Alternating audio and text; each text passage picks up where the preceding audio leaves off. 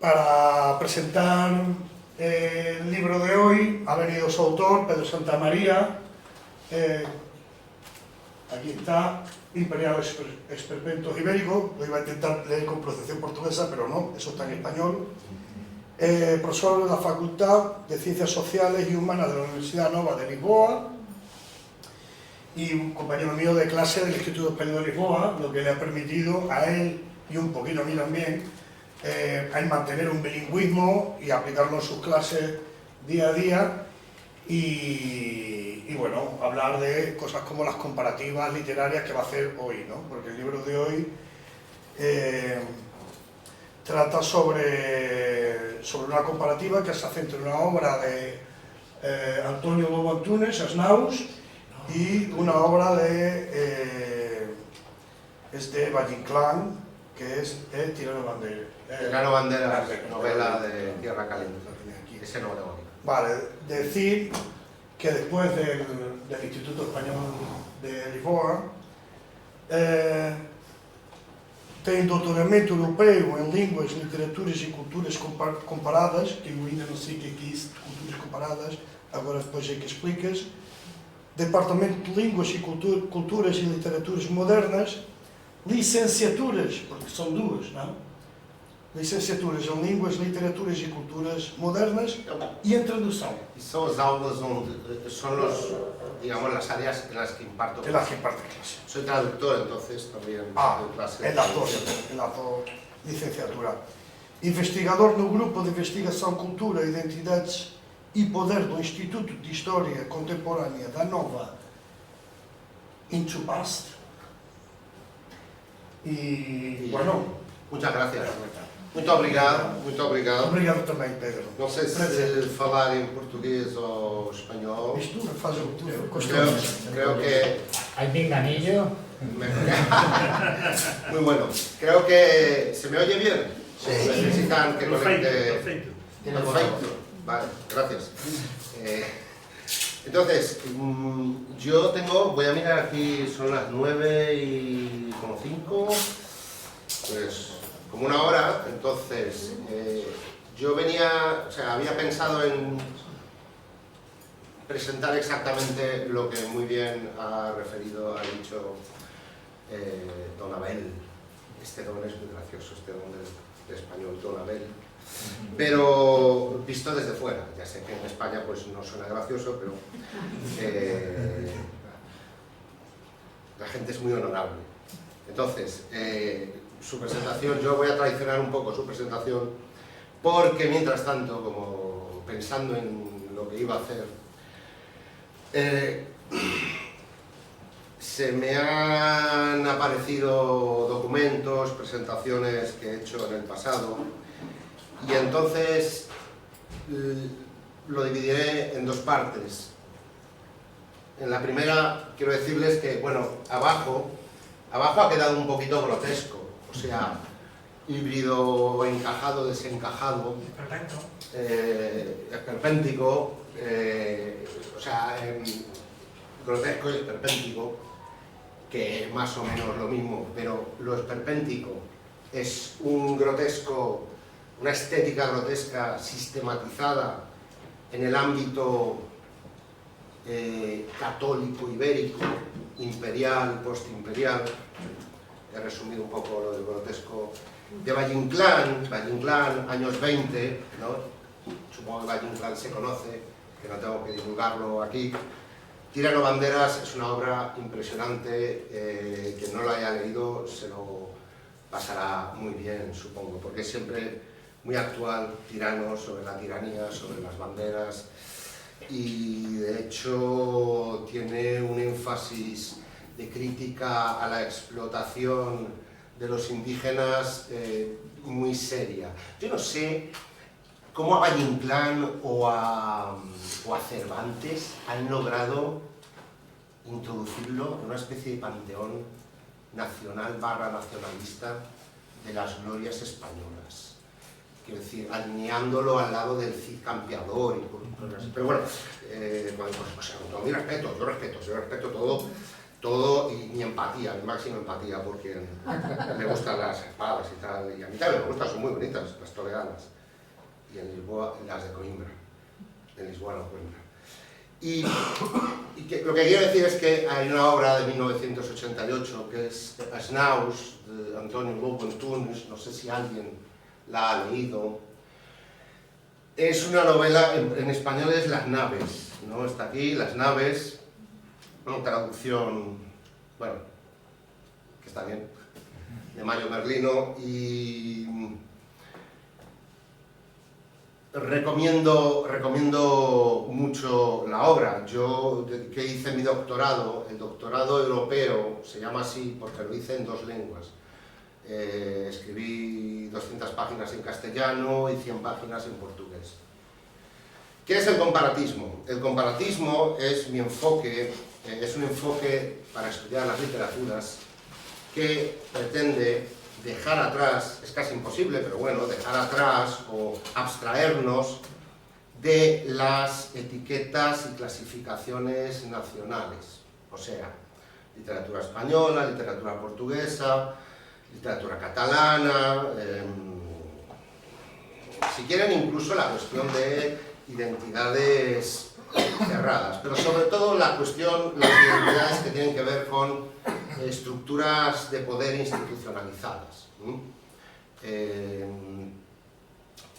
Por varias razones, hay mucha bibliografía sobre esto. Yo no quiero entrar en terrenos muy específicos, como si estuviera dando una clase en la facultad. Si a alguien le interesa, puede buscar el libro, está en acceso abierto, Open Access. Se puede descargar de internet, si buscan imperiales esperpentos ibéricos, pues se lo pueden descargar a quien le interese. Y es muy teórico, y tiene 100 páginas sobre lo grotesco, por ejemplo, y el esperpento no es algo genuinamente español, tal como la picaresca no lo es. O sea, eso es una típica... Bueno, vale. Estamos todos impregnados de identidad nacional, ¿qué se le va a hacer? Pero si analizamos obras, vemos que la mayoría de los fenómenos culturales, por no decir todos, son transnacionales, transtemporales, o sea, las categorías como el barroco, el romanticismo, son categorías que no se extinguen en sus épocas, ¿no? Hay una continuidad, mezclas, etc. Entonces, el reto que yo quiero hacer, que yo me apetece, como se dice en portugués, meter o rocío na rua da Betesga. No sé si... meter el Rocío, que es una gran plaza de Lisboa, bueno, lo de grande no sé, algunos amigos madrileños que tengo no se impresionan mucho porque, perdón, ya se sabe, ¿no? Imperial. La educación, etc. Meter o Rocío, meter un gran espacio en la rua de Betesga, en la calle, una de las calles más pequeñas de Lisboa, ¿no? Esta es la idea, ¿no? Sería como meter la Plaza de España... La calle Cimbrón. Vale, perfecto. Eso. Pues, y yo tengo la manía de hacer esto, y ahora ya me estoy devorando el tiempo, como el cuadro de Goya. Entonces lo que les propongo es un retito que para los 50 minutos que nos quedan, a ver si nos sale, ¿no? Que es yo irme ahí y mostrarles, hablarles desde ahí conectaré el micrófono para que suene más Total Pro System, y iré comentando una serie de imágenes. ¿Puedo? Gracias, obrigado. Imágenes para que luego, si no tengo tiempo para todo, para meter o Rocío na rua da Betesga, o la Plaza de España en el Cimbrón, bueno, por lo menos hayan visto imágenes. Entonces, bueno, esto ya está más que visto. Esta es una fotografía de Lisboa que podría ilustrar la novela Snaus o Las naves, 1988. Es una obra en la que digamos, figuras clásicas de la historia, de la identidad, de la historia que se han usado para configurar un cierto discurso oficial de la identidad portuguesa. Esto es, Luís de Camões, autor del poema épico Os Lusíadas, o Vasco da Gama, que ya veréis a continuación, un navegante Vasco da Gama, que abrió la ruta europea a la India por las costas de África. Fue un gran emprendedor de su época y uno de los padres del rock and roll, si consideramos que el rock and roll es el producto de los esclavos negros africanos en América. Entonces, bueno, es una pequeña... es un cierto sarcasmo, ¿no? Porque si no, la verdad... Entonces, y con estos dos personajes, Luís de Camões y Vasco da Gama, que retornan a Portugal, son personajes del siglo XVI y XVII. No, perdón, XVI y XVII, sí, que vuelven a Lisboa en 1975. Esto es, Snaus, de António Lobo Antunes, es una novela muy grotesca que mezcla tiempos, espacios, y en la que los héroes clásicos de la península ibérica, porque no son solamente Camões o Vasco da Gama, también vuelve con ellos Miguel de Cervantes. Llegan a Lisboa en 1975, o sea, llegaron a Lisboa parecida con esta imagen que estoy mostrando. Esto es Lisboa, ya habrán estado aquí. La he escrito con X, porque es como está en la obra. Es una forma de extrañamiento grotesco que tiene António Lobo Antunes para darnos una Lisboa transfigurada en representación grotesca. Y este es el Tajo, o Tejo, el muelle Cais das Colunas. Aquí atracaban las naos con oro, especies, esclavos. El puente que ven al fondo es el puente que cuando se inauguró durante la dictadura de Oliveira Salazar se denominó Ponte Salazar, que actualmente es el puente 25 de abril, y entre las dos columnas que representan el imperialismo, el Cristo Rey. Y la foto, bueno,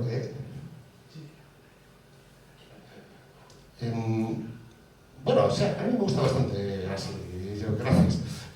Esta es una imagen de una historia de España de 1958 que se siguió usando durante los años 60.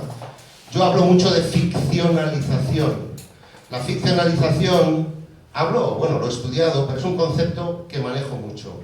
La ficcionalización, pues básicamente es algo que todas hacemos constantemente, y la mayor parte de las creencias están muy ficcionalizadas. Esto es, nos representamos la realidad a partir de la ficción que aprendemos, los cuentos para niños, la Biblia, los textos sagrados, son siempre textos narrativos, con episodios narrativos y ordenados de modo ficcional. Estas son imágenes varias. La imagen que ven aquí abajo, pues abajo a la izquierda, representa una batalla fundamental en la historia de Portugal y es un episodio bastante obviado en la historia de España, porque fue una batalla de Aljubarrota en la que Portugal venció. Bueno, España, hay quien opina que España existe desde el Big Bang, pero bueno, España en realidad no sé si existía, pero es el siglo XIV. En realidad eran lo que en Lobo Antunes llama las huestes castellanas. Este es el tal Vasco da Gama. En un grafiti actual, es un gran héroe de la historia de Portugal que aquí está picalizado. En este grafiti, está en Lisboa, es actual, la foto es reciente, es el gran descubridor del camino marítimo para la India.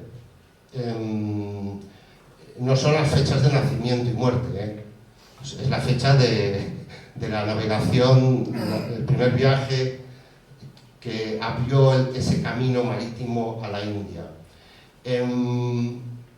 Y está pidiendo limosna, es el gran héroe pidiendo limosna, por lo tanto, haciendo lo que Valle Inclán, en una de sus definiciones del esperpento, llama los héroes clásicos reflejados en los espejos del callejón del gato.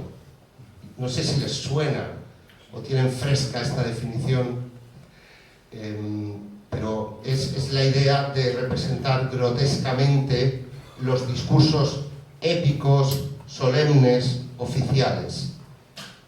Y esto, que aparentemente no tiene nada que ver, se refiere a procedimientos ficcionales aplicados a la geografía. Una ciencia que se nos da como objetiva, ¿verdad?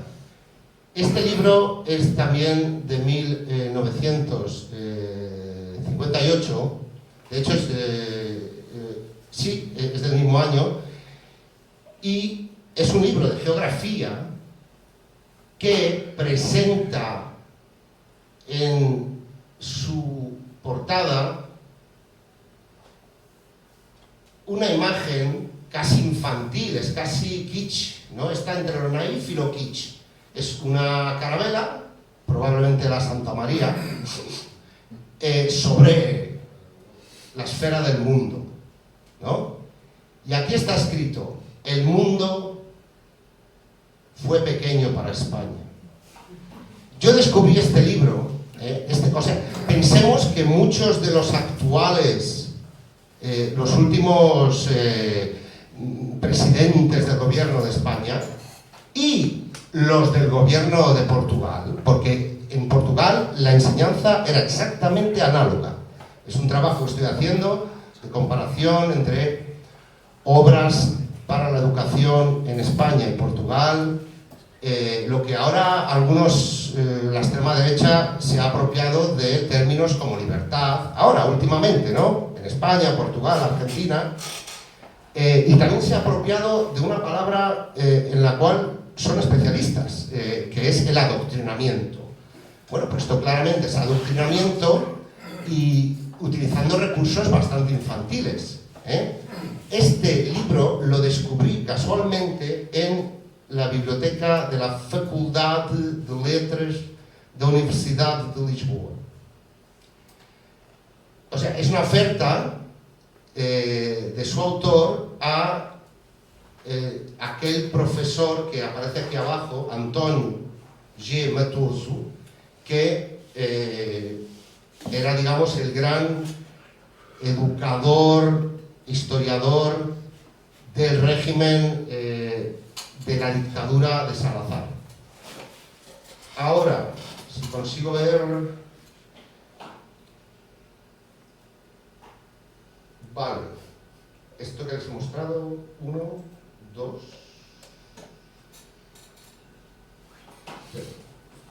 Perdona, es que no veo nada. No lo veo. Vale. Esto es lo que les he mostrado ahora. Perdón. Muchas gracias. Entonces...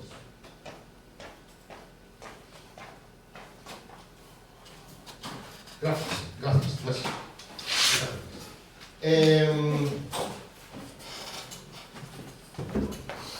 Esto es de este libro. Fue una presentación que hice una vez, hace no muchos años, con este título: Geografías, ¿no? Enseñanza de la geografía, aprendizaje de la identidad colectiva, personal, a través de la geografía, ¿no? Es curioso cómo en España tanta gente dice la península como sinónimo de España.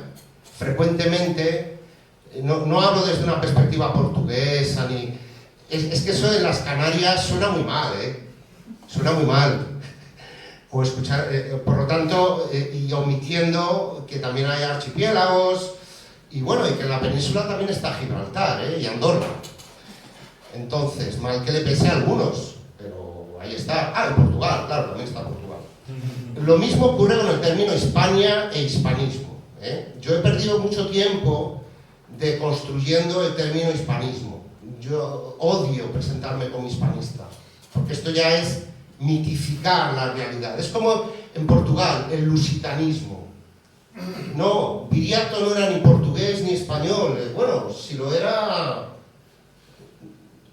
no sé, yo lo dudo que lo fuera, no sé. Entonces, geografía, ficciones, ¿ven? O sea, la ficción está siempre, en cierto grado, mayor o menor, en los discursos, en los contenidos que aprendemos en asignaturas cuando vamos creciendo, que son quizá los años más importantes para configurar nuestra identidad individual y colectivo. Yo soy extremadamente individualista. Lo digo porque, bueno, hay gente que no y chocamos con esto, pero aquí queda esto. Nacionalcatolicismo. Una ideología que existió en Portugal y España, muy asociada y apoyándose la una en la otra. Es muy interesante ver qué escribió el gran nacionalista portugués António Sardinha sobre España, sobre una alianza peninsular en los años 30, 20 y 30, y lo que escribía Ramiro de Maeztu sobre Portugal. En eso estoy ahora, en los últimos tiempos.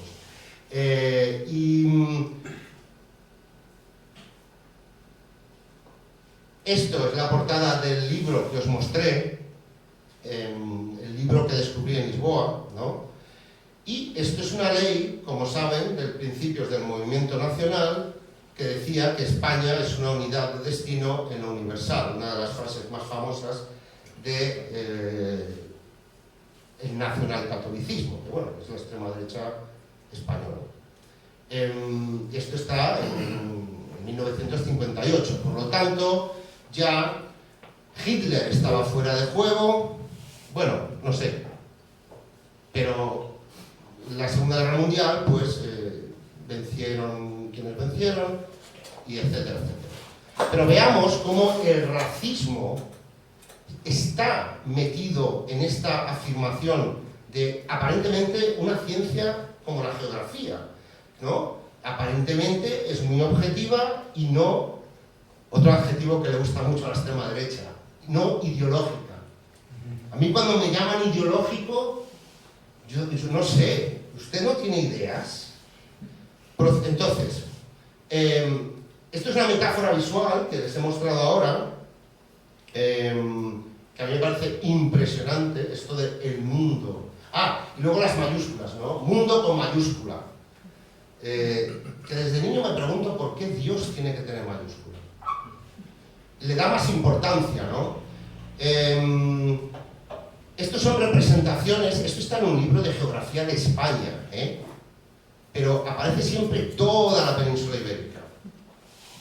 Península ibérica, la península, España, términos que se intercambian alegremente.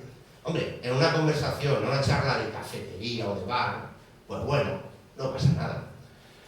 Pero en ciertos ámbitos académicos, pues a mí esto me impresiona bastante. Porque me parece una falta de rigor, no sé, es como llamarle a una rosa manzano. No sé, yo creo que esto en botánica sería inconcebible. Península hispánica, el bloque ibérico. El bloque ibérico fue la unión entre Salazar y Franco para, creo que lo recuerdan, ¿no? Para mantenerse fuertes como dictaduras, como se mantuvieran. Durante el nazismo, el nacionalsocialismo y fascismo europeo de la Segunda Guerra Mundial, bueno, de los años 30 y 40, y luego como bloque ibérico muy bien patrocinado por la Organización del Tratado del Atlántico Norte, como saben. Portugal, miembro fundador. Freedom. Mismo libro, 1958. Yo pienso en aquel Mariano Punto Rajoy, ¿no? Se llama. Él habrá estudiado con libros así. ¿no? Entonces, su configuración de España, de la península ibérica, es así, ¿no? Es un capítulo, capítulo 12. Este es un capítulo en el que se habla de que España es el país... Andalucía. El país de la alegría y de las flores. Hombre, esto muy científico no parece. O a lo mejor mi concepto de ciencia... Uy, no lo tengo aquí, pero lo veré y se lo enviaré a ver y os lo mostrará. Dos poemas. Un poema de Antonio Machado, pobre, aquí metido. Y luego Juan Cabestany, bueno, es poesía, ¿no?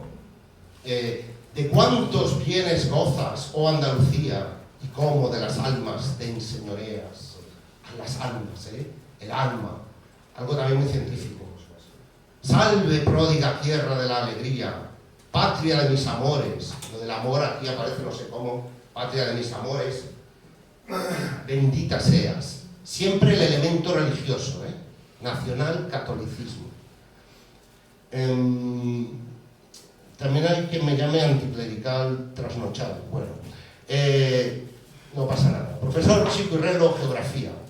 Pasamos a esta página que he destacado, donde aparecen los tipos vascos. Esto ya es el carácter racial, como rasgos físicos. Mirad los tópicos y estereotipos. Lo voy a leer porque si no, no llega. Como rasgos físicos más característicos de la hercúlea raza vasca, me gustaría ser Wyoming para leer esto como hombres de montaña y de mar, hombres, machos, resaltan el gran desarrollo de la cavidad torácica, científico, corazón y pulmones fuertes. O sea, que aquí no... Bueno, sube al escenario para ejemplificar algo, ¿no? Corazón y pulmones fuertes, brazos de poderosa musculatura, etc. No, luego dicen, el habitante del norte es, en lo espiritual, es amante de la cultura y del trabajo, de una gran honradez y una profunda religiosidad. La religiosidad siempre se destaca mucho.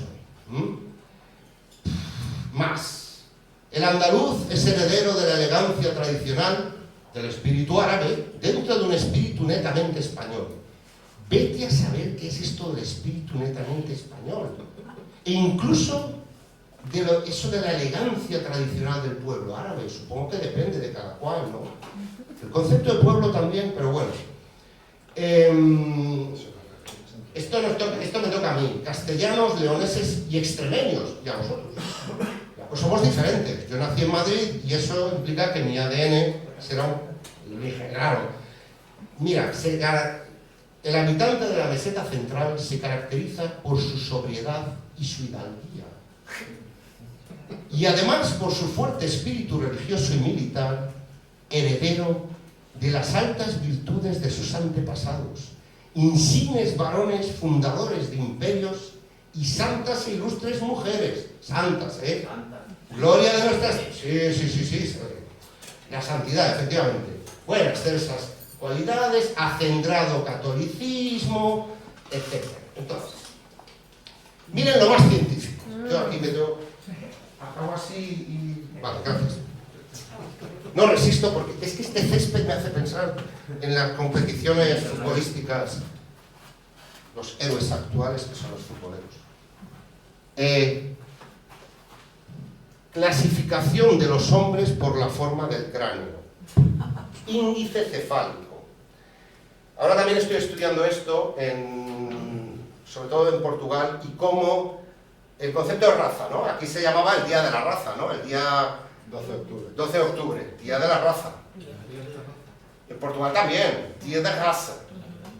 Ahora es Día de Camões y de las Comunidades, que es una especie de eufemismo, pero bueno, en Portugal, la verdad, se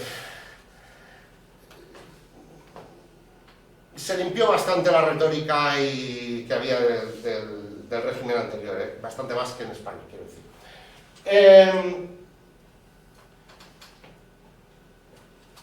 obsérvanse manchas braquicéfalas en Galicia, Asturias y Santander.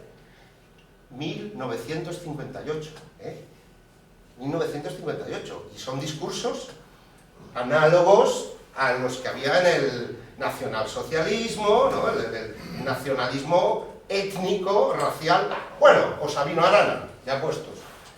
Los Torra, ¿no? Quintorra, que decía aquello de... Los antropólogos sostienen que cuanto más mezclado es un pueblo, tanto más apto y fecundo es para la civilización.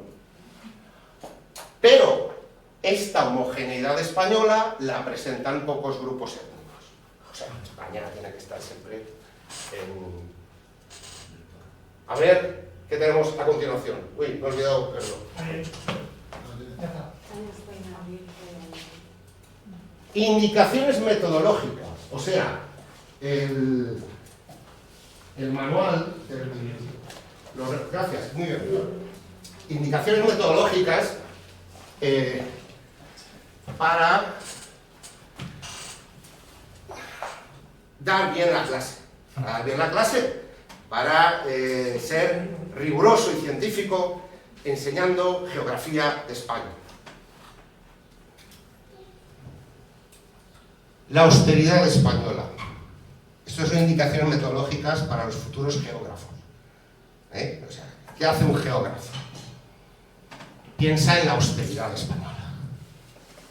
Ya sé que esto es de antaño, pero bueno, el artículo en el que estoy trabajando ahora es conectar esto claramente con discursos de ahora de Vox y de Xega, dos partidos que les sonarán, ¿no? Entonces, es que los discursos son muy parecidos, por no decir que están exactamente iguales, replicados. ¿Sabemos los españoles decir sí o no, como Cristo nos enseña? ¿Dónde enseña Cristo sí, que hay que decir sí o no? Porque me interesa mucho la religión, como los textos que se presentan como dogmas por parte de la representación clásica, épica, solemne, heroica, y que es lo que lo grotesco destroza. O sea, una buena representación grotesca, o sea, esperpéntica, un héroe, un santo. En Snaus, de Lobo Antunes, aparece San Francisco Javier, que para ningún portugués era navarro, él era navarro. En Portugal es San Francisco Xavier, portugués, San Francisco Xavier, católico, portugués, evangelizador. Antonio Lobo Antunes lo pone como regente, me encanta no sé cómo decirlo, regente de un prostíbulo en una zona de Lisboa, Joius, que para quien conoce Lisboa, pues entenderá lo que quiero decir. Intendente, anjos, almirante reis. Es una zona así muy mezclada, muy mezclada. Hay de todo, ¿no? Hay de todo. Entonces, claro, y nos presenta a héroes como Luis Vaz de Camões, autor de... Es que aún se dice, cuando al venir el otro día, escuché en la radio, el día 10 fue este día de Camões, el antiguo día de raza, durante el salazarismo. Raza portuguesa o lusitana, porque claro, aquí la objetividad, hablan tanto de verdad, y le llaman a las verdades de los otros el relato, ¿no? Así se han ido apropiando de una manera de términos trabajados por gente como Foucault, como Simone de Beauvoir o Roland Barthes, los que desprecian, ¿no? Como los posmodernos, son los posmodernos que me interesan. Han recogido una serie de conceptos y maravillosamente, yo es que hablo con ironía, porque no, o sea, no sé si maravillosamente ni maravilloso ni trágico, es grotesco. O sea, lo grotesco es lo tragicómico. Llega a ser tan cutre esta apropiación, bueno, perdón, me he desviado. el espíritu español.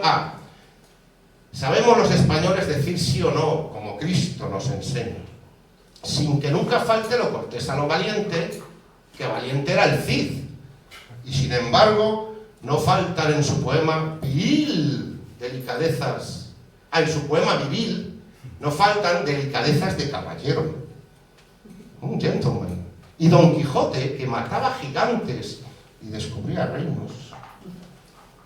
Gigantes. Si se pegaba hostias contra molinos, con perdón por la expresión baja, o sea, Don Quijote no mata a ningún gigante. O sea, ¿han leído el Quijote, estos adalides de la austeridad española? Y Don Quijote, que mataba gigantes y descubría reinos, pasándose los días sin comer y las noches sin dormir, tenía para el momento oportuno el discurso acertado y la frase ingeniosa.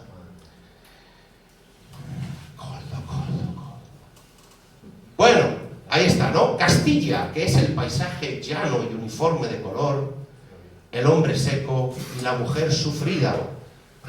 La mujer sufrida. Santa Teresa, con sus sandalias empolvadas, fundando imperios espirituales por los caminos hispanos, bajo el inmenso cielo azul, sin horizontes definidos.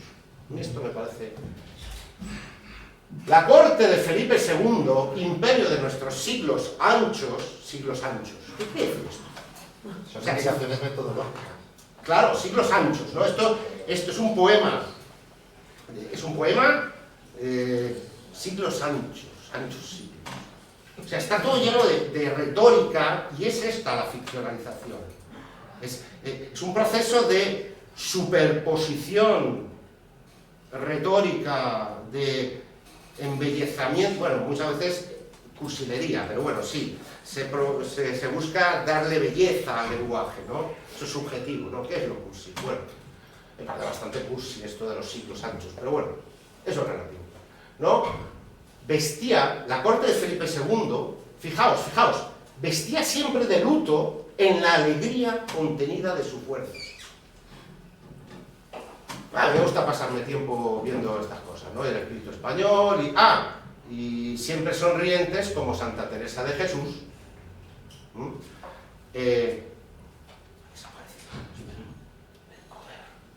Ejercicios.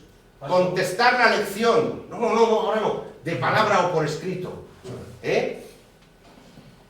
Los ejercicios eran estos. O sea, pensemos que varias personas importantes en este país, iba a decir nuestro país, pero bueno, este país,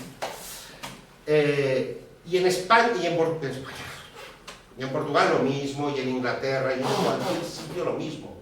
O sea, ¿qué hay detrás de frases como Make America Great Again? Adoctrinamiento. Y una épica muy infantil, como la del... Muy infantil porque, bueno, todo esto es bastante infantil, me parece, y con todo el respeto a la infancia. Pero bueno. Ejercicios. 1. Contestar la lección de palabra o por escrito. Vale. Resumirla en cuadernos. Bien. Copiar en colores. Vale. Los mapas. Bien. Buscar fotografías. Bien. Y al final, ¿cuál es el último ejercicio? Interpretar de palabra y por escrito, con ayuda del profesor, el mapa del índice cefálico. Estas clases deberían ser una gozada, por decirlo de alguna forma. El verbo gozar aquí lo uso de forma muy polisémica. Avancemos, que estamos concluyendo y aún no he hablado casi de nada de lo que dije. Aún estamos en esto, es que no salimos de aquí. Bueno, geografía histórica de España. Geografía histórica. Vale, sí, por ahí. Formación de la unidad nacional.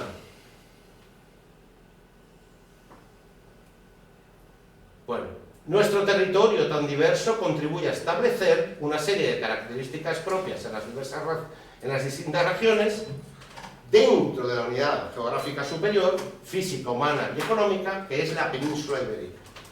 Hispánica, gracias. O sea, la unidad, ¿no? La sacrosanta unidad de la patria, consagrada en nuestra Constitución que nos dimos. Y me encanta esta expresión, la ley que todos nos dimos. ¿Puedes poner la siguiente, por favor? Gracias. Portugal, también está en geografía de España, claro.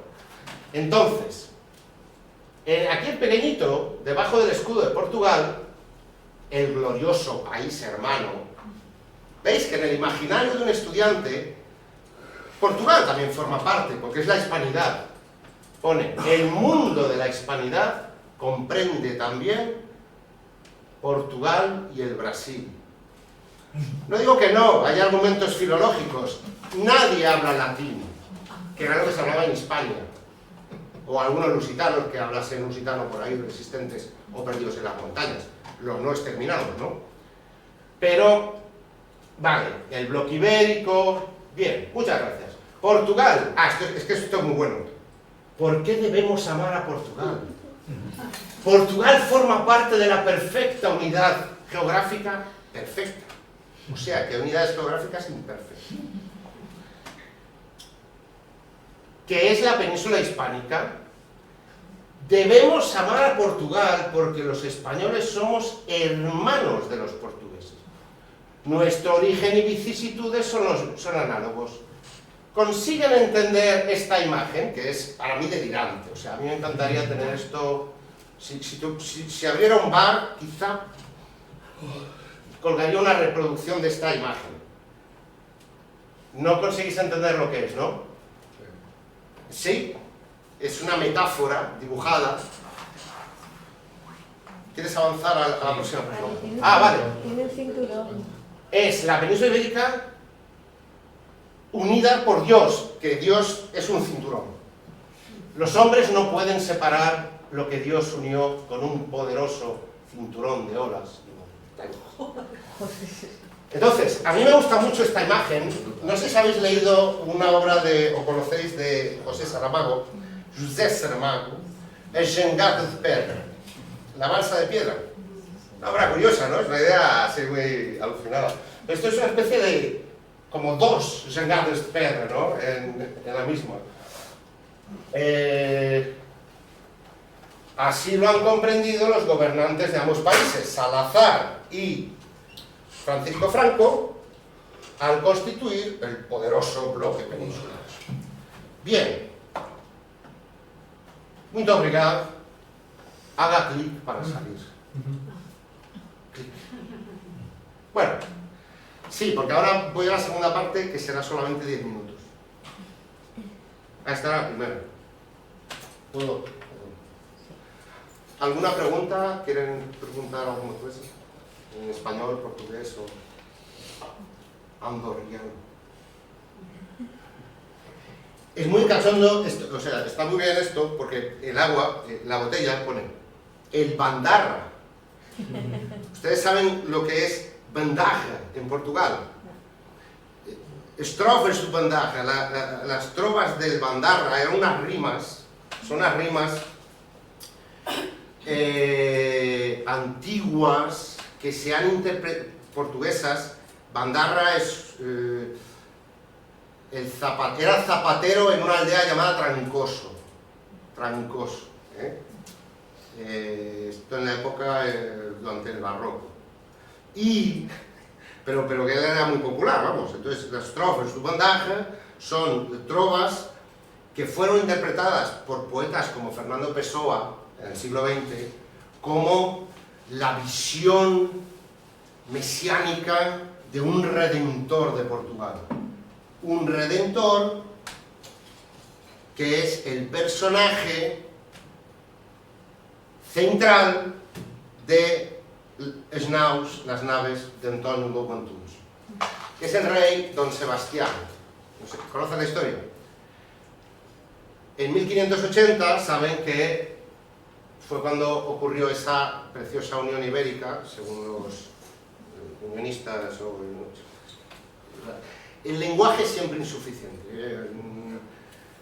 Nunca corresponde, es mi opinión, ¿vale? Mi opinión, soy un escéptico, relativista, ribetes de nihilismo, todo esto, ¿vale? No pasa nada, no pasa nada. Entonces, en 1580, Felipe II, las dos coronas se unieron, pero se unieron es un eufemismo. En realidad, Felipe II de España, Habsburgo, ¿no? El gran Felipe II, del cual hablan en este libro de geografía, tenía derecho dinástico a incorporar Portugal y sus territorios a la corona española. Y así se hizo. Y se dio la Unión Ibérica, que era la España donde no se ponía el sol, y el Portugal donde tampoco se ponía el sol. Quiero decir, fue el mayor imperio que alguna vez hubo. Eran las colonias portuguesas, las españolas, todo unificado bajo un rey español. Fueron 60 años de unión. En 1640 pues se empezaron a complicar las cosas. También hubo no la secesión, pero las rebeliones en Cataluña. O sea, hubo problemas aquí internos y ya no era Felipe II. Bueno, ¿qué les voy a contar, no? Era Felipe IV, Olivares.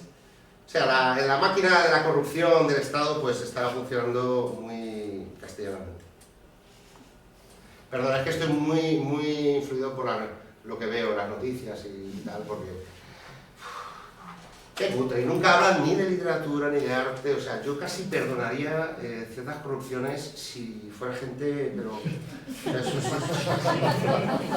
No sé... Vale, perdón, no, pero... No, porque te parece inevitable... Bueno, entonces, de lo que Schnauz, obra que les recomiendo, es una obra que mezcla tiempos, que mezcla 1975, 74, el 25 de abril, la revolución de los claveles, que les voy a contar, que supuso el final del Imperio Portugués, porque fue la descolonización prácticamente inmediata de lo que se llamaban las provincias de ultramar, Angola, Guinea, Mozambique, Timor, gracias, São Tomé y Príncipe.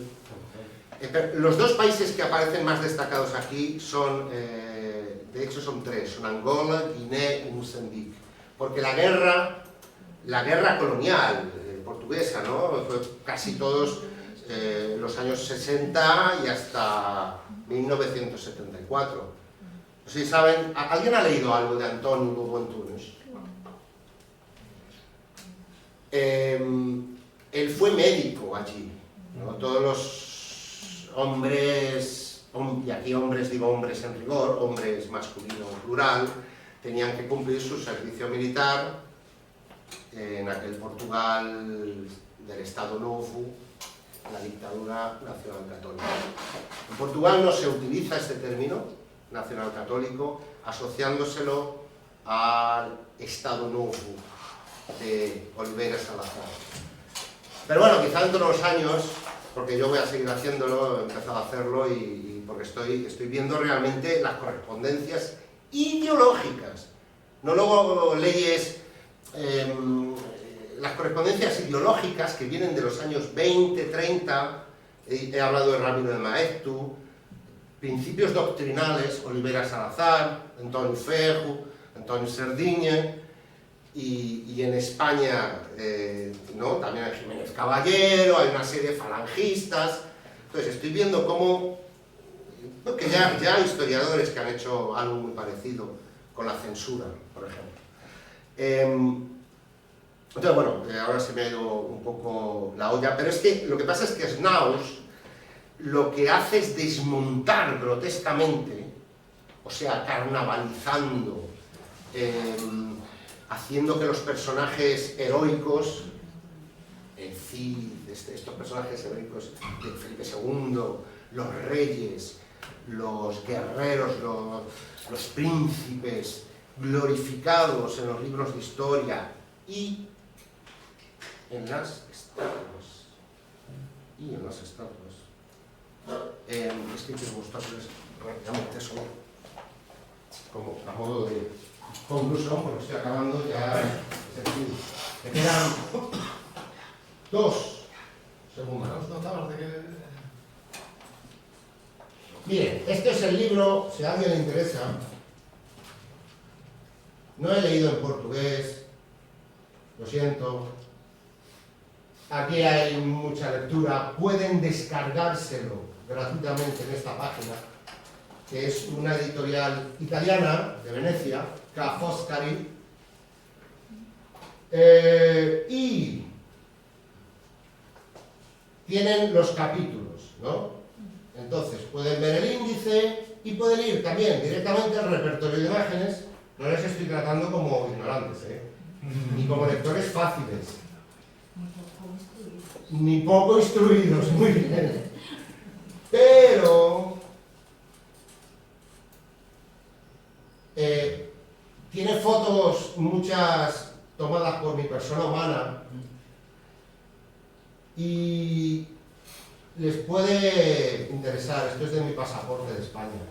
Siempre las naos, y estos son azulejos en Lisboa. Siempre esta falta de originalidad en realidad. ¿Qué iba a mostrar? Las fotos, las estatuas. De eso estaba hablando. Muchas gracias. Oh yeah. Pues las estatuas, claro, las estatuas se ven representadas a través de lo grotesco, de una estética grotesca, carnavalizadora, desmitificadora. La teoría dice deformadora, pero es que esto también es deformación.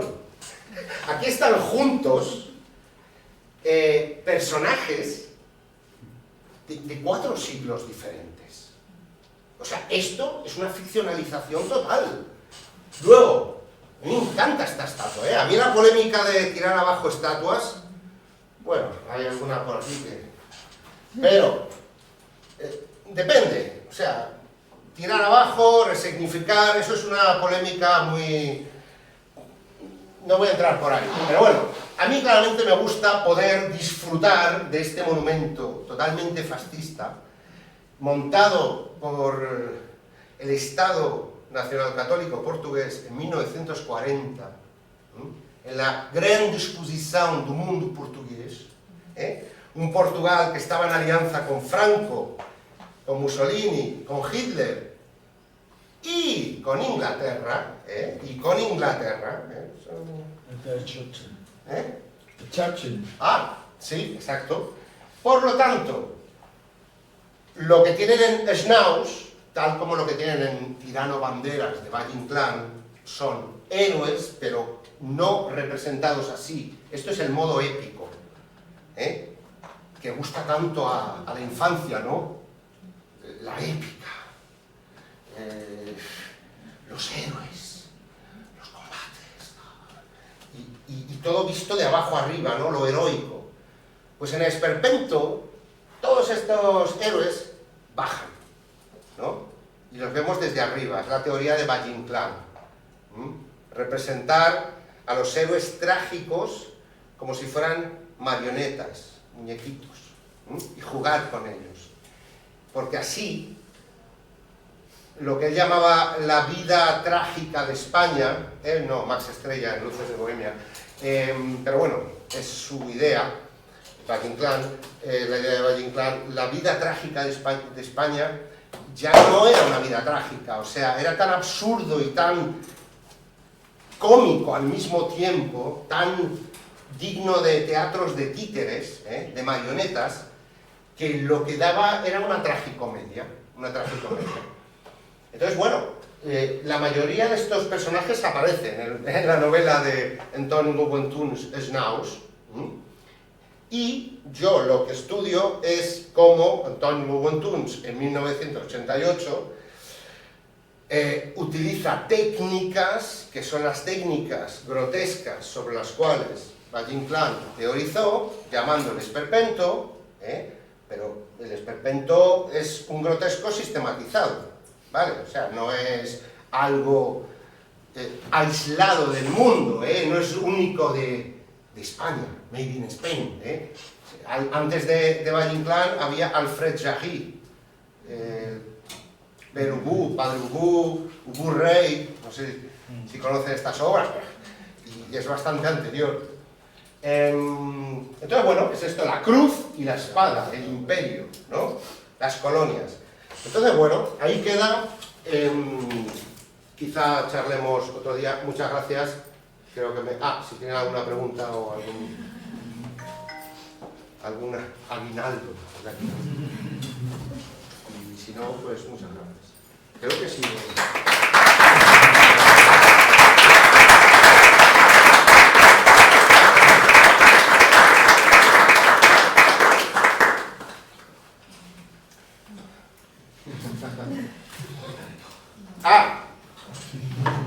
Bueno, yo tenía aquí lecturas, le dije, no quiero asustarles porque claro, le dije, a ver, yo aquí he hecho material para hacer, por ejemplo, 2 semanas de clases, o sea, como para 5 horas, pero solamente voy, porque me estaba olvidando, voy a intentar promocionar, no sé si van a Lisboa a veces. En Lisboa hay un museo que se llama Museu do Aljube. Joder, no lo he escrito. Qué incompetencia. Los latinos. Bueno, Aljube, con J, Aljube. Museu do Aljube. Resistencia y Liberdad. Es un museo en Lisboa que está construido en una antigua... en la cárcel más temida de Lisboa del fascismo, yo le estoy llamando fascismo, pero bueno, de la dictadura nacional católica. Los fascistas se los... tal como en España, o sea, la falange los pusieron a escribir libros de geografía. La retórica eran los poetas, que bueno, Jiménez Caballero y tal. No quiero ser malicioso porque... pero bueno. Entonces,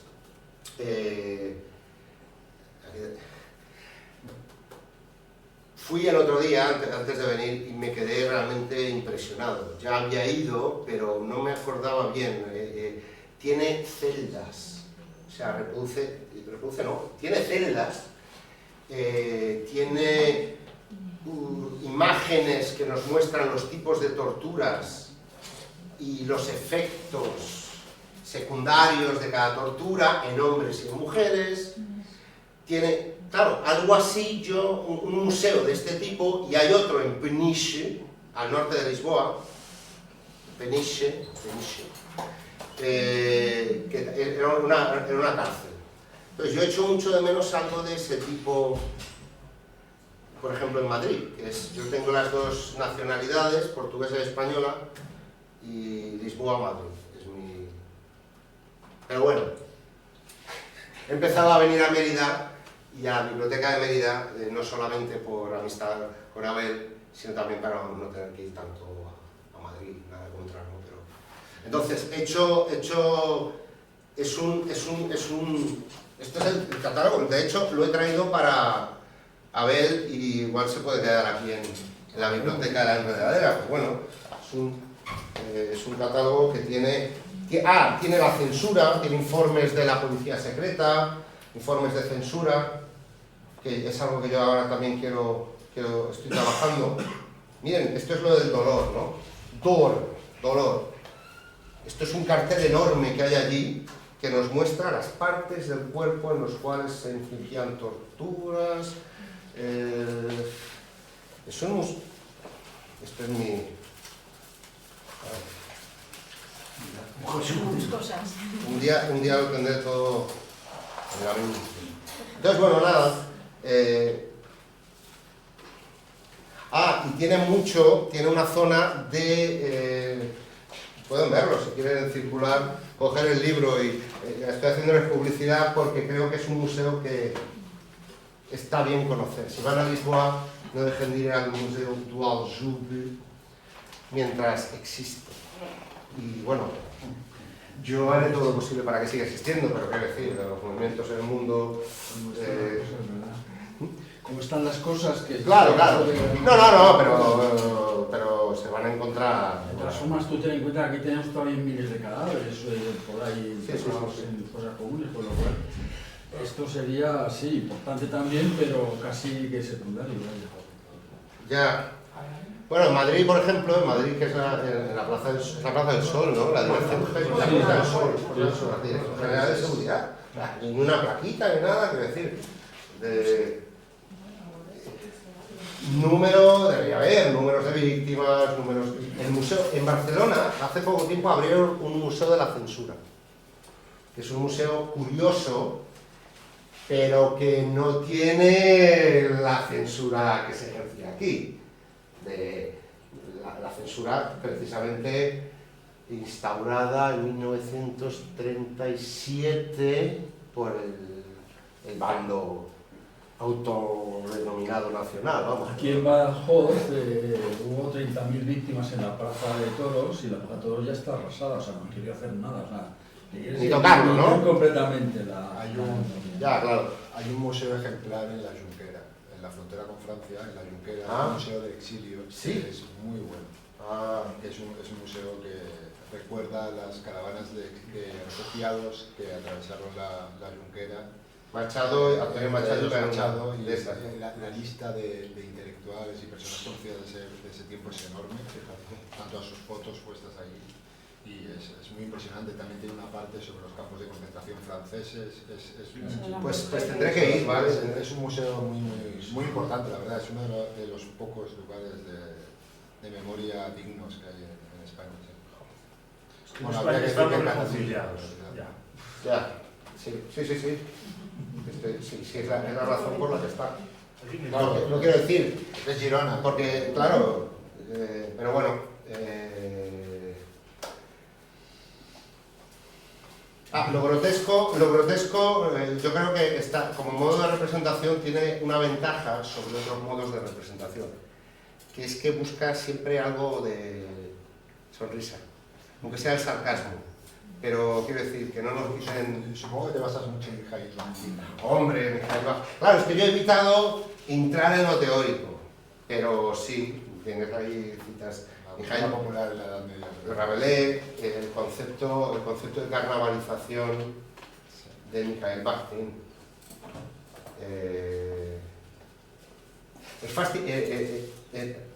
Estuve en Braganza recientemente. Y a 5 minutos andando, Braganza es el norte de Portugal, ahí Miranda, a 5 minutos andando, tengo todo sobre lo que es mi libro. Todo no, pero tengo un museo militar, colonialista, tiene incluso trofeos zulúes, y un homenaje a los héroes caídos en las guerras de África. O sea, ese museo no fue ni descolonizado, ni poscolonizado, ni 25 de abrilizado. Por ahí no pasó. La libertad no pasó por ahí. Ni la crítica de nada. Tiene espadas, un montón de... Bueno, o sea, es muy interesante. Muchas armas, muy interesante. También turistas españoles, y algunos se ve porque están allí.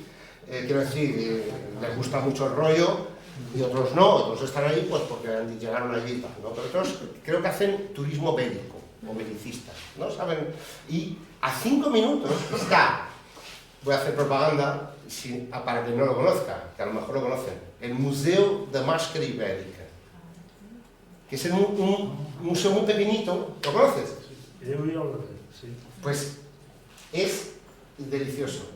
Es una tradición carnavalesca, por lo tanto popular, de sátira, que por cierto en España se llama Museo de la Máscara Ibérica porque tienen también piezas de Zamora.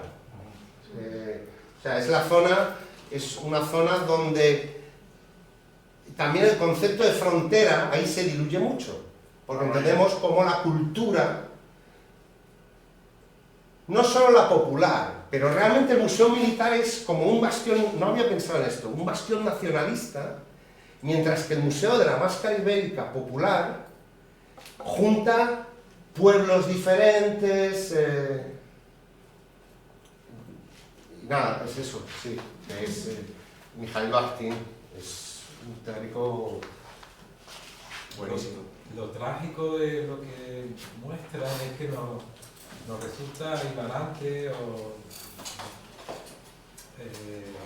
nos da la risa cuando en realidad las cosas continúan sucediendo igual. El currículum oculto sigue existiendo en los libros de texto que estudian los niños en la escuela y en el instituto. Lo único que ha cambiado es la terminología, pero la ideología que se esconde detrás de esos textos sigue siendo la misma. Sí, sí. Y eso sí que me parece, no por quitarle mérito a su trabajo, No. pero que sí que habría que tomarse en serio, desvelar, traer a la luz, poner a la luz todos esos materiales para revelar cuál es su verdadera naturaleza. Eso se está haciendo, hay gente que lo está haciendo, quiero decir, creo yo, ¿no?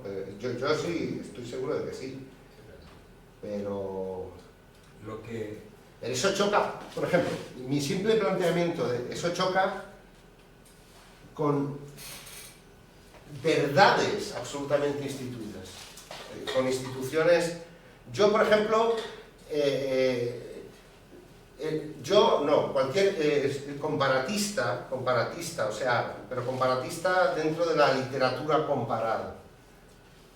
O sea, que rechacemos bastante el compartimentar en literaturas nacionales o por lenguas el estudio de la literatura. Nos encontramos con yo diría que es una barrera infranqueable. La barrera infranqueable de que en las universidades hay departamentos que están estructurados nacionalmente. Estudios portugueses, estudios ingleses, franceses. Lentamente están apareciendo en las últimas décadas muchas no, contrarrepresentaciones o deconstrucciones. es que Pero- o sea, tú lo muestras y todos entendemos que eso es lo que estamos asistiendo a un discurso ideológico. El problema es que hoy en día leemos, o cualquiera que se acerque a los textos que estudian nuestros críos en la escuela, y el discurso también sigue siendo el mismo discurso ideológico, lo que pasa que es un discurso naturalizado dentro de la vida cotidiana. O sea, no nos parece escandaloso porque lo hemos naturalizado como que ese discurso no tiene nada de estrambótico, de esperpéntico, sino que nos parece natural, ¿no? Ya. Por lo tanto, lo asumimos como tal. Bueno, yo discrepo por parte, porque hay una cierta pluralidad. Es decir, depende también de los libros de texto, de las editoriales. Yo, por ejemplo, utilizo un libro de texto soy profe de literatura y utilizo un libro de texto con mis alumnos de la editorial Acay, que es un libro especial, pero está muy basado en la historia social de la literatura española y es un manual claramente crítico, ¿no? O sea, que quiero decir que depende también mucho de los profes. Con el nacionalcatolicismo pues no había ninguna opción de esa pluralidad. Ahora hay una mayor pluralidad, sobre todo en los institutos públicos de las escuelas. Depende mucho de los profes. Yo quería decirte una cosa. Como has introducido la figura de Francisco Javier como central en el imaginario español y en el imaginario portugués, Sí. lo gracioso es que Francisco Javier ni siquiera hablaba castellano porque su lengua materna era el euskera. Fíjate. Y encima fue combatiente del último reino peninsular que cayó después de Granada, que fue el reino de Navarra. Entonces tú le cuentas a la gente que Navarra se conquistó después de Granada y les estallan las meninges. Pero es que eso no está, es que eso... Y es una figura central, o sea, la reivindicación de los aspectos morales casi sacrificiales, ¿no? de Francisco y de... Pues es que Francisco estaba en otra cosa. Respeto. Respeto. No, sí, o lo de Sibiriato, ¿no? Viriato, ¿no? Sí, cuando dicen Viriato, Verato, sería de la Vera. Aquí yo respeto. Ah, sí, Respeto también. claro, ya. España no es un país, es un palacito. Está Me ha gustado sostenido mucho. sobre 4 palos. Me ha gustado mucho el concepto tuyo de ficcionalización, ¿no? Que es crucial, yo creo, para entender todos estos fenómenos ideológicos. y ficcionalización con ese grado así de épica en cierto sentido infantil, con perdón al infantil. Sí. Claro, yo en el libro yo empiezo con, o sea, si quieren ver el índice, véanlo, y a lo mejor les interesa si alguien estudia la literatura o... Pero yo empiezo por ahí, empiezo por estudio del lenguaje, de cómo la mayor parte del lenguaje es metáfora, es un origen metafórico. Claro, esto es un poco árido, yo lo entiendo, pero... y cómo lo grotesco lo que hace es perturbar la metáfora olvidada. O sea, cambiar de una perspectiva, una mirada sobre conceptos ya muy tan naturalizados, como decía, tan naturalizados como es el de la identidad nacional, que somos diferentes por yo soy español, agora vou falar em português, tenho de chorar, e després si parlo una mica en català, doncs pesetero, pesetero, la pela és la pela. No? And then if I speak some English, well, yeah, fuck. Ya, perdón, no he dicho nada. Quiero decir, nada no civilizado. Pero es que mucha gente, la mayor parte de la gente se lo cree esto. Y luego tenemos aún la identidad religiosa. O sea, esto pues es un poco... Si somos los mejores, bueno, ¿qué? Tú decías antes, Make America Great Again. Ah, Somos los mejores. ¿Y qué pasa? claro. Todo lo que dicen ahora. Soy español, ¿qué quieres que te haga? Claro, somos los mejores. Portugueses son los mejores, también son los mejores. No, y en Cataluña también hay mucha gente... Claro, todos O sea, somos- los discursos identitarios nacionales, de naciones con Estado, sin Estado, son muy análogos. Y, o sea, es muy difícil, pero de cualquier forma, es muy difícil contrariar esa naturalización, pero yo no sé, en España, pero en Portugal hay cierta libertad para que los profesores... Se supone que es libertad de cátedra, ¿no? Bueno, en la escuela básica no. Básica, perdón, la secundaria, la primaria y la secundaria, la enseñanza primaria y secundaria, yo a los profesores que conozco no tienen libertad, se lo dan ya todo muy preparado y no pueden inventar. No puedes inventar, no. O sea, aquí sí Aquí tampoco. Bueno, aquí Vuelves al libro de Akal, es verdad que Akal es casi una raya en el agua, es una cosa extraña que se haya mantenido la editorial Akal, hay unas condiciones pero estructurales. prácticamente nadie Claro. conoce la editorial Akal, y Akal se sigue moviendo dentro de lo que es el canon, hablo Sí, de pero- la literatura, se mueve dentro del canon. Es verdad que hace un análisis marxista de determinados libros, pero dentro del canon, no sale del canon. Pero en cualquier caso, cuando yo decía eso me refería a que hay unas condiciones que todavía existen, no sabemos por cuánto tiempo, que dicen que los profes somos funcionarios, etcétera, entonces somos prácticamente inamovibles, es muy Sí, difícil creo- que nos echen, tenemos una cierta libertad, pero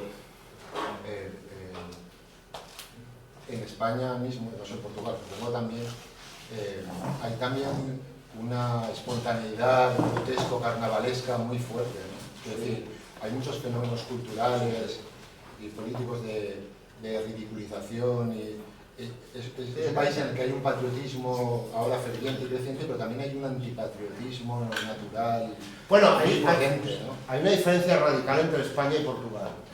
Que Sí, bueno, aquí, dos por lo la menos. esa construcción nacional es fallida, ¿no?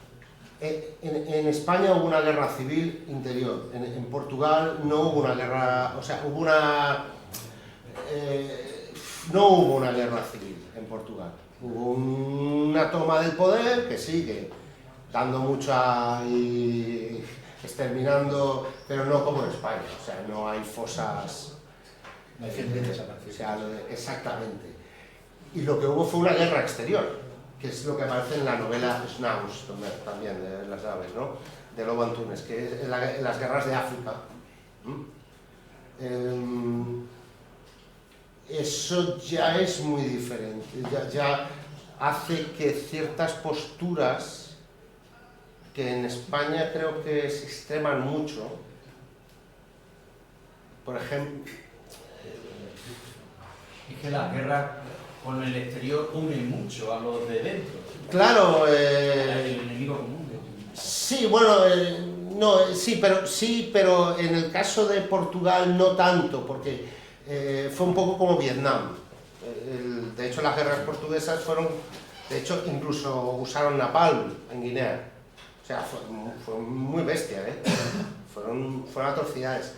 Hay una frase del nacionalismo portugués de la época de Salazar que atribuye a los portugueses blandas costumbres, brandos costumes, ¿no? El pueblo más suave de Europa, más suave. Todo portugués es un poeta.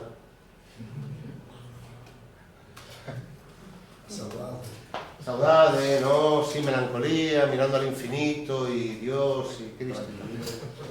Sí, entonces, claro, eso de los brandos costumes, ves lo que se torturaba, lo que se censuraba y, bueno, Portugal yo creo que hizo un campo de concentración antes que Alemania en África, sí, en los años inicio de los años 30, para exiliar precisamente Salazar. A ver, en España se dice algo que es rotundamente falso, pero ya sé que hay cosas que se dicen que la gente seguirá diciendo. Y una, España es la nación más antigua del mundo o de Europa. Del mundo no se atreven, ¿no? Pero de Europa, ¿no? Y entonces, yo qué sé, hasta dónde van, ¿no? Claro, pero entonces, bueno, ¿por qué no retroceder ya directamente a las cuevas de Altamira, ¿no? Aquellos... No, bueno, arte español, Altamira, Velázquez. Maruja Mayo, mejor no demasiado, ¿no? En el canon campos de concentración hubo uno en Cuba hecho por el general Wilder para acabar con la insurrección independentista. Ah, vale. Y eso fue en la guerra del 95 al 98, pues es anterior incluso. Bueno, pues eso no lo sabía, sí, sí. Y además esto fue una de las causas por las cuales Estados Unidos intervino en la guerra. Se hizo una propaganda enorme allí diciendo que se estaban comiendo burradas, que se estaban haciendo además, o sea que era real, o sea, estaban concentrando la población en campamentos y tal para evitar el apoyo a la guerrilla. Y hubo realmente una situación, bueno, es la propaganda que utilizaban los yanquis para convencer a su población de que había que ir a la guerra. Y el ejército... Lo voy a ver bien. El ejército colonial español bombardeó ampliamente el norte de África con armas químicas, ¿no? El RIF con gas mostaza. Sí. ¿No? Fue ese ejército africanista el que encabezó el golpe de Estado del 36. Ya el africanismo... O sea que estamos muy cerquita. Valle Inclán tuvo problemas con el señor Primo de Rivera, porque por obras como La hija del capitán, Los cuernos de Don Fiorella. El propósito del esperpento, una característica del esperpento es que es grotesco, radicalmente antibélico, es totalmente antimilitarista. Soldado Goiche. Entonces, ya en lo de Cuba, claro, aparecen personajes. Juanito Ventolera es un personaje de Los cuernos de Don Fiorella. Sí, y Valle Inclán, el esperpento es una cosa que se ha hecho que es muy española, porque tienes toda la razón que es una cosa que está sucediendo en toda Europa, ¿no? Y de hecho, tiene conexiones muy fuertes con el teatro expresionista alemán, claro, y además que es un teatro militante. Sí. Y Valle Inclán lo asume como tal. Lo que pasa es que Valle Inclán, con toda su aura bohemia, oculta que es un comunista. Bueno, en realidad era carlista.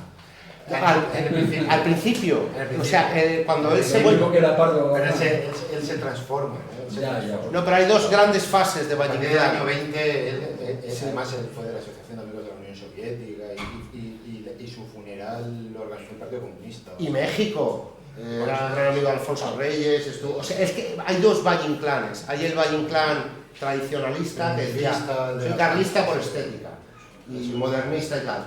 Pero luego el Valle Inclán del Esperpento es muy... El análisis del carlismo que hace... muy buñueliano en el No puedes sentido... olvidar que en Luces de Bohemia, una de las escenas más brutales de la obra es cuando Max Estrella coincide en el calabozo con Sí, con el anarquista. ¿no? Por Catalán. ejemplo, ¿no? Y luego las conversaciones de Max Estrella con el ministro, ¿no? Todo eso claramente tenemos ahí un Valle Inclán cañero como ninguno.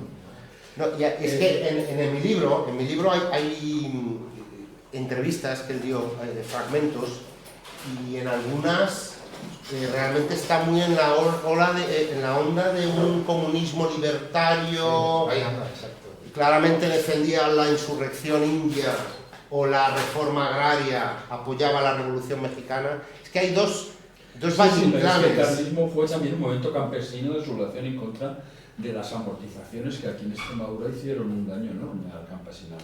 Ah, claro. Sí, pero sí que tenía esta vertiente estética, porque si ves la Sonata de Otoño, por ejemplo, Sí. realmente el personaje del Marqués de Bradomín es un Sí, tiparraco pederasta realmente lamentable, ¿no? Valle Inclán quiere ser muy afilado, muy cabrón, muy contrario, ¿no? Y le encanta esta idea del catolicismo que lo perdona todo, ¿no? Y perverso, ¿no? Este tradicionalismo perverso, que es una posición, yo creo, muy antiburguesa, pero profundamente esteticista, ¿no? Creo. No hay que olvidar que Engels admiraba a Carlyle, que era un crítico del capitalismo desde la reacción, ¿no? Exacto. Por ejemplo, ¿no? O sea, Exacto. Está un poco en esas... Estaba más bueno, yo quería hacer un comentario sobre Extremadura y el carácter extremeño. Y es que Extremadura ha sido siempre parte de Portugal, o ha sido la misma entidad, por lo menos que la 18, ¿no? Por ejemplo, en la época romana era la Lusitania, y en la época medieval era el reino Aftasí, que tenía la cabeza abajo, pero llegaba hasta Lisboa, ¿no? Entonces y geográficamente además, el paisaje es el mismo, no hay una ruptura, la frontera es totalmente artificial. Entonces, esto le da al carácter extremeño una peculiaridad muy específica, porque es como si lo hubieran partido por la mitad, ¿no? O sea, la frontera esta de la Reconquista ha dividido un territorio que era el mismo en dos partes completamente antagónicas y aisladas la una de la otra. Sí. Bueno, para mí es Señores de la Guerra en acción. O sea, esa idea de que el pueblo decide, es soberano, etc. Yo creo que quien decide las fronteras nunca es un colectivo no sin armas. Pero bueno, es mi opinión que es... O sea, y de hecho hubo intentos de alianza entre Castilla, Portugal, ¿cómo se dice? Yo pienso que la frontera esa es una creación de los castellanos para proteger el reino de cualquier tipo de intervención extranjera. Porque si te fijas, Castilla tiene una muralla del norte que es la cordillera Cantábrica. Como una especie de amortiguador. Sí. Portugal sería una especie de colchón. De amortiguador porque Castilla es una meseta elevada donde está el corazón del imperio, ¿no? Pero interesante la... Claro, tienes una serie de barreras geográficas muy fuertes por todos lados, menos justamente por ese lado, y en ese lado van y te ponen una frontera. Es que etimológicamente Extremadura es la frontera del Duero, ¿no? Sí, el extremo del Duero, pero Extremadura también es Lisboa, ¿eh? Lisboa también se llama Extremadura. Pero luego hay otras teorías y otras interpretaciones. Yo, por ejemplo, si lo hubiera hablado en Galicia, probablemente hay un nacionalismo gallego que ve Portugal como la continuidad de Galicia. Un poco lo que Galicia podría haber sido. Además, lo que han hecho con el gallego es un crimen. Pero luego, claro, luego en la práctica las élites portuguesas, como las élites de otros sitios,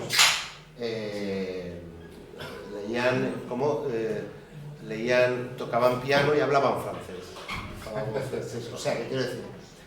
Luego las grandes construcciones, desde el caso del Escorial en España, sí, Santiago, la catedral, Mafra, cerca de Portugal, ¿no? Desde Saramago, el memorial del convento. siempre son emprendimientos muy internacionales. Siempre hay italianos, puede haber alemanes, hablo de ingenieros, arquitectos, especialistas, ¿no? Músicos, ¿no? Scarlatti en España. No, ¿qué quiero decir? Es paradójico cómo esto de la identidad nacional funciona para unos sectores de la población más que para otros, pero es complicado. Es complicado. Bueno, muchas gracias. Ha sido una charla